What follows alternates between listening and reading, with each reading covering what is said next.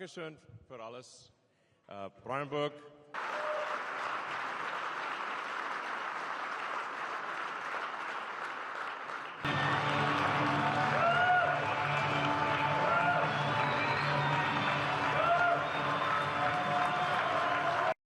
Well, the vote today is part of a legal strategy that Tesla has to try to recover from the loss in court in January, where the court found that the options that were granted to Elon Musk as part of a 2018 pay package were not fair to the corporation, so she voided the package.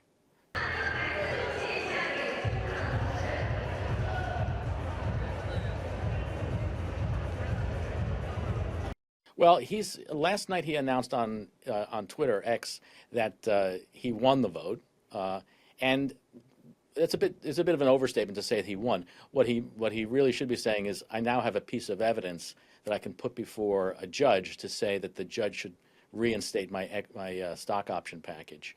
This vote is not binding on the court. The stock option package, as it currently stands, has been voided, and they'll be litigating in the Delaware courts for the next few months to see if that will stand as is. With the resources here, that we can build the Shanghai Tesla Gigafactory in the world, and arguably one of the most advanced factories in the world. It's not the case. So right now, the parties are arguing in court about how much the plaintiffs' lawyers should be paid for their work in winning the trial in January. And what the company is going to say, the board's going to say, well, you know, maybe they won in January, but since we went back to the stockholders said it's all okay, given everything they know about the company and what happened at the board at the time. So really, this is all moot, and the court should just dismiss the case, even though it has been through trial. And even if this would be the kind of a strategy that might work, well, for that to work, stockholders have to be fully informed about the process that went behind getting this vote. And they'll challenge that they're not fully informed about the process, to the extent that the independent director was really independent of Musk. She was brought on board specifically to do this. So one can imagine a plaintiff saying, well, she was brought on with this job to get this done. How can she be independent? And then second, they'll say, and you know, the vote has to be free. The stockholders cannot have been coerced. In fact, over the last week and a half or so, the chair of the board said things like, well, if you don't vote in favor of the deal, Elon Musk might might walk away from Tesla.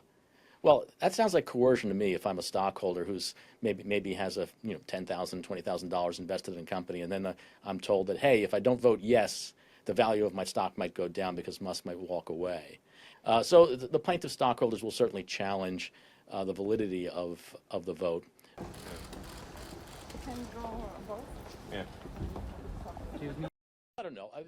The court's general view in January was that, well, even without the option grant, Elon Musk was the largest single stockholder in the company. The vast majority of his wealth, billions and billions of dollars, was wrapped up in the company.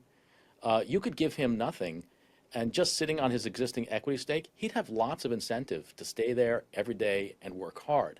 So the idea that he might walk away and allow the single largest source of his personal wealth to deteriorate, I guess that might happen, but I doubt it. Thank you very much. So, just right in the camera, please. In 2018, they said, hey, we need to give him this large package because otherwise he won't be motivated to focus exclusively on this business. He's got other interests. Okay, so they gave him the large package. And then what did he do? He bought Twitter. I think he established like 6 or 7 other companies in the meantime. It certainly has not focused his attention. So the idea that you need to give him this large package in order to focus his attention, I think is belied by the facts of what actually happened. Heads up! Hey guys.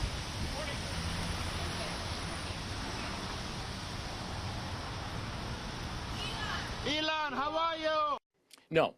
I mean, if she is convinced that, oh yes, this was a free and uncoerced vote of the stockholders, and they have full information when they voted to reapprove, she might say, geez, I guess I was wrong.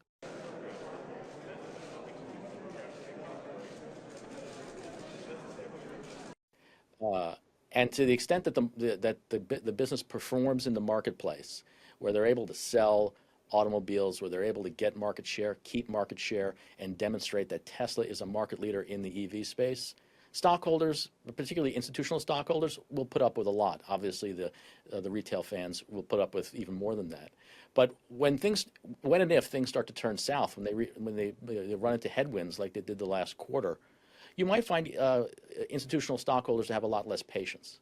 At which point, one might begin to expect to see some changes. So what this is really intended to do is to encourage innovation in transport technology.